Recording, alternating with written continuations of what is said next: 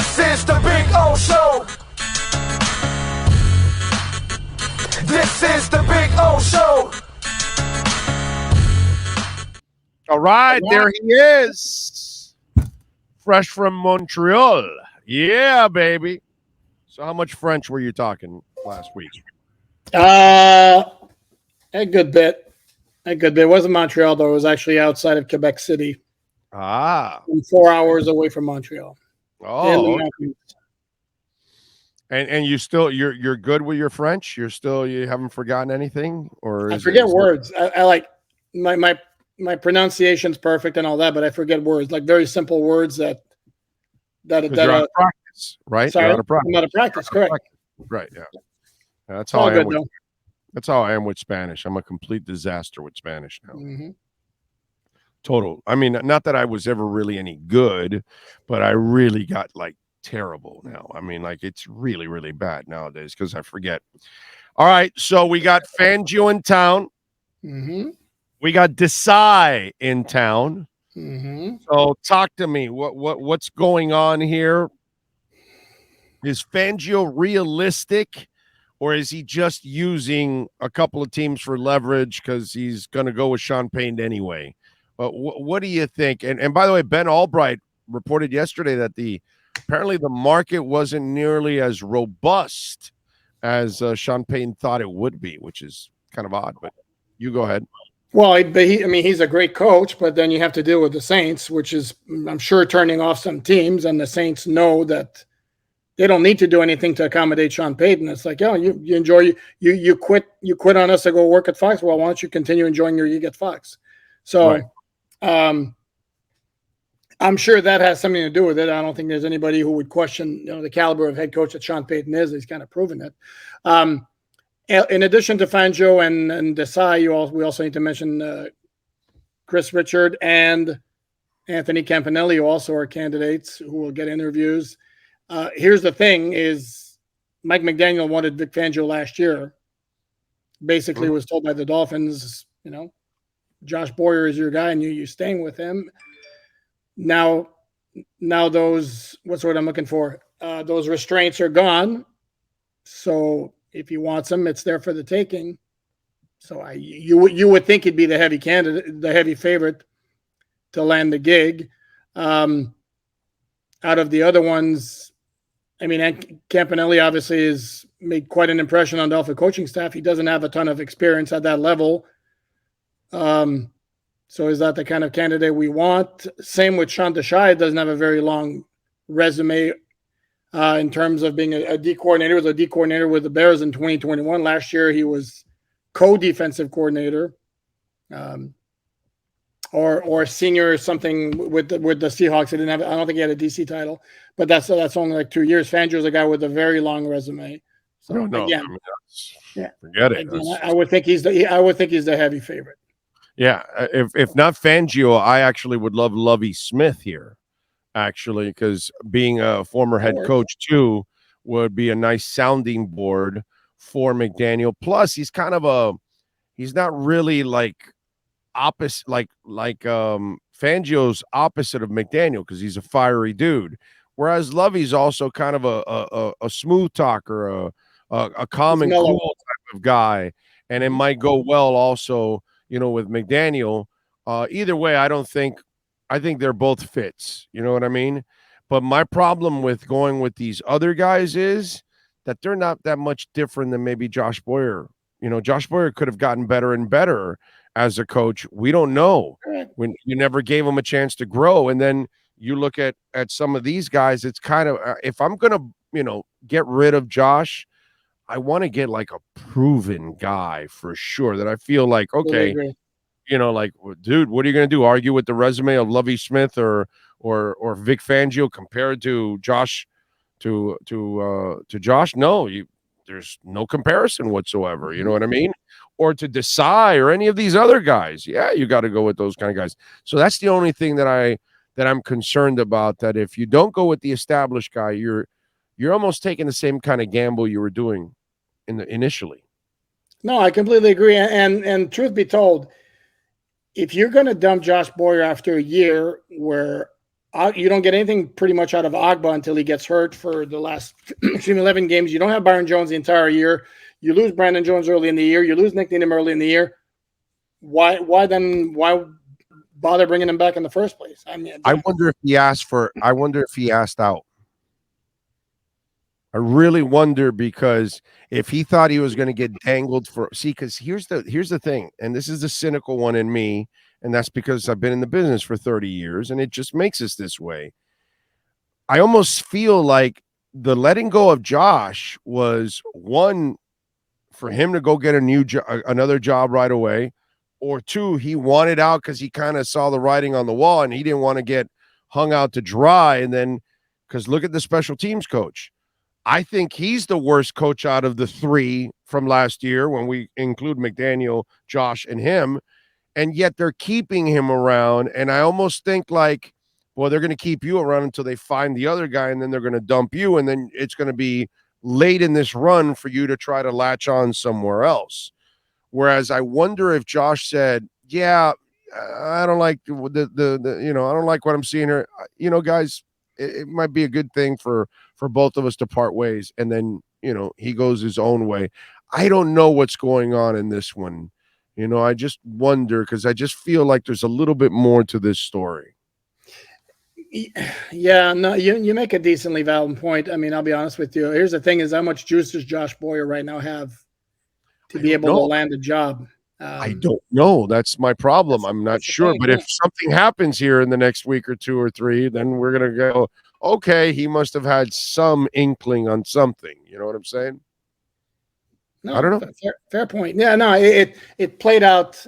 It played out strangely. I mean, I don't know. The whole thing, like, I guess to me, from the get-go last year, again, maybe they should just if McDaniel wanted Vic Fangio last year, they should just let him hire him. But yeah, I agree with that. I agree with that one, because changing the defensive scheme with an established guy like that, I'd rather take my chances with that. You know what I'm saying? So, yeah, I probably would have I get what they wanted, continuity, so at least the first year would be smoother for the guy.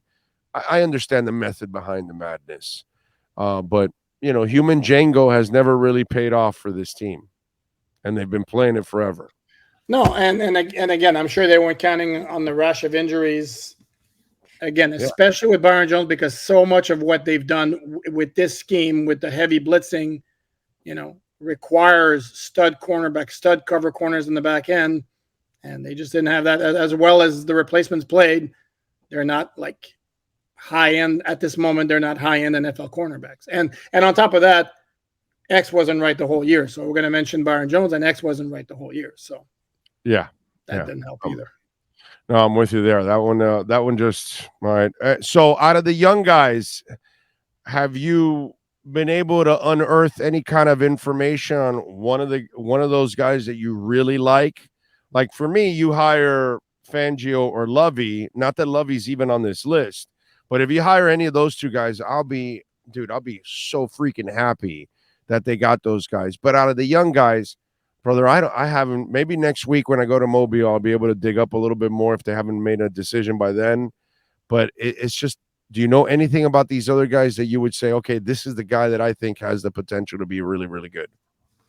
Nothing major. I just got back in town like last night, so I haven't begun digging. I've kind of reached out a little bit to get some info on Desai, and all I know is like his reputation is that he's a heavy climber, that he's got a bright future and all that. Exactly why I haven't, formulated that. Chris Richards, a guy who actually interviewed for the Dolphin head coaching job a while back, so he's obviously very highly thought of. That hasn't changed. And if the Dolphins thought highly enough of him to consider him as their head coach, one would think that, that he certainly would meet their requirement as a DC. Here's the thing, though, and I looked at his stats for his 3 years as a DC in Seattle. He inherited the best defense in the league, and maintained. He was there 3 years as a DC and maintained for the first year. Then there was a slight dip the second year, and then there was a bigger dip the third year. So was the great success as first year, strictly because of the player? Was he able to maintain what the previous guy had done? Here's the other thing. Let me ask you one more thing on this. here's my problem with why I want you to hire Lovey, or I want you to hire definitely Fangio. You just nailed it right now. Well, this guy's up and coming. This guy's up and coming.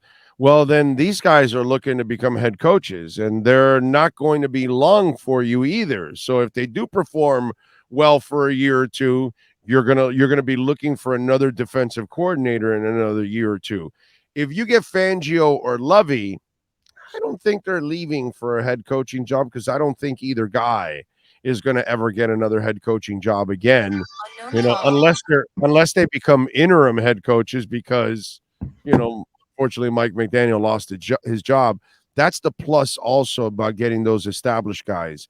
I think you can keep them around for several years, and you won't have to worry about changing that position again. Yeah, and the other factor is you also have more of an idea of what you're getting, because there's a track record there. I like Lovey. My only reservation with Lovey is, as a head coach, I always found him horribly ultra conservative, and I would hate for any of that to rub off on McDaniel. It's okay for him to. That won't rub. If he's a D coordinator, it won't rub off on him. It won't rub off on him. One can only hope, because that would be my one concern. Because I can't deal with the ultra conservatism. Although there'll be some times maybe he reins in McDaniel a little bit. Wade Phillips was the same way. Great defensive coordinator. Don't want him as a head coach, and he worked fine with Sean McVay. You know what I'm saying? Great D coordinator. Great D coordinator, right? And Lovey and Fangio are the same thing. Great D coordinators. Mm-hmm. I don't want him as my head coach. Completely and there's fair. Nothing wrong with that, by the way. Okay, that's not an insult. It's just some guys excel as coordinators and some guys excel as head coaches. That's what, or they excel at both. These guys don't happen to excel at both. Although Lovie Smith did get to the Super Bowl with sexy Rex Grossman. Sexy Rexy. That in itself is a pretty damn good accomplishment as a coach. Just got to say, I got to give him some love there. You know what I'm saying? Well, that's because he had Devin Hester returning every kickoff for a touchdown, and he put Brian Urlacher in the Hall of Fame because of that one season where Zach is still waiting his turn. Yeah, but again, he still got to the Super Bowl with sexy Rex, so that's correct. That in itself is a hell of an accomplishment. All right, what do you got in the championship games, my brother? What's the predictions?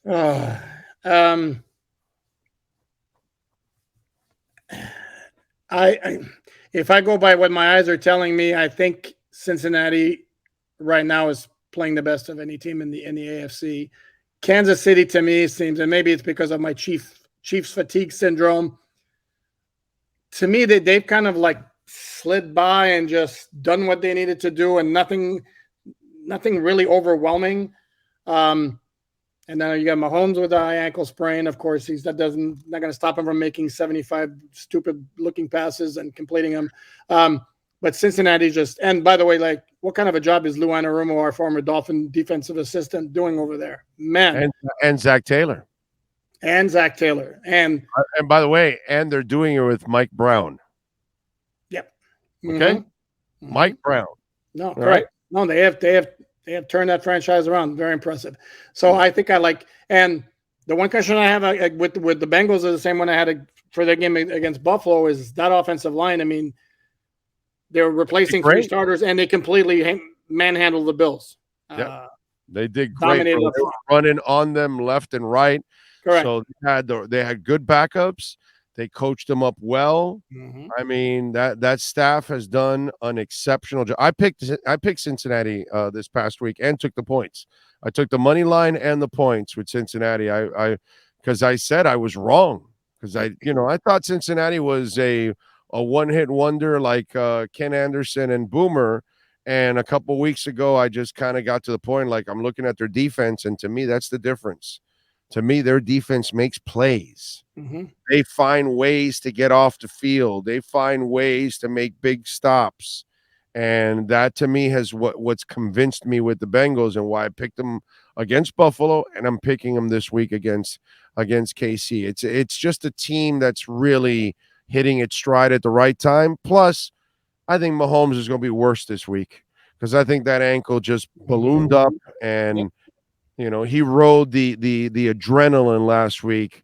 Well, like anybody that has twisted their ankle in a pickup game or whatever, it. You could get by for the moment, but once you get home and you unleash that shoe and that thing blows up overnight, you're done. And so I don't think his mobility is going to be that great. And Joe Burrow's just a bad man. He's a bad man. Yeah. Boy, he's just got that it oozes from him, dude. He's just another level quarterback. And that's here's another factor about the Bengals, and it kind of is going to defeat my point about making defending Boyer with all the injuries. Is the Bengals have done all this. They lost their best cornerback weeks ago. I mean, and that's not insignificant. I mean, that's some major stuff right there, and doesn't matter. They just keep plugging along. Everything. Really, really secondary, they have done an awesome job. So it's impressive. The other one, flip a coin, because I think Frisco is just so sound all over the place. But Philly's just so damn good on both lines. I'm going Philly. Push comes to shove, I'll prefer Hurts to Brock Purdy, who continues he's getting annoyingly overrated already. Please understand. Wait a minute. He's done a good job. Please realize what's around him. I mean, right. But he does make some tough throws. Sure. And especially on third downs, they ask him to make certain throws, and he makes them to his credit. And again, he doesn't wow you with any ability. He doesn't have a great arm, and he doesn't have great athleticism, but he does have pretty good sense and timing and awareness. And so I give him credit because he does make some tough throws there, and that you can't take away that from the kid. I mean, from the moment he started against Miami, and when Jalen Phillips was barreling down on his ass, and he completed that. That's the one play. But that's the one play. I said, okay, I need to see more of that, and I've seen more of that. I see it every week. There's a play or two just like it, and you have to say, okay, kid. You get some credit. You got some impressive. But by the way, since we're talking about him, two quick points I want to make is number one, for the most part, he operates behind a pretty nice cushy pocket, which is not going to happen against that Philly pass rush. Number two, that this guy, no offense, as well as he's played, that this guy's a finalist for Offensive Rookie of the Year. It's a complete joke. I mean, he played five starts at the end of the regular season. Come on. True. What are we doing? But it's part of the hype. That's what it is. I guess. I mean, yeah. It is. All right, what do you got going on, Sports Illustrated, you slacker, now that you're back? Now that I'm back, I got to catch up, and I've got a million possibilities. Obviously, I'm going to dive into the DC search. I started top 10 lists from the 2022 season. Time flies. Did the top 10 offensive plays. I guess now I need to focus on the top 10 defensive plays, but there will be several other lists. I'm going to address the quarterback situation, everything that it entails at some point as well. And there's going to be a lot of stuff coming. And in which order I'm going to go, not sure, but there's going to be a lot of stuff. Check it out on alldolphins.com. Exactly. You got to bookmark alldolphins.com and follow them on Twitter. You see it right there. If not, you're listening to the podcast. It's at Poupart NFL, baby. Alain, we will catch up on Friday, my friend. Appreciate you. Sounds good. Have a good one. You got it, my man. There you go. Alain Poupart in our EJDconstruction.com Miami Dolphins report.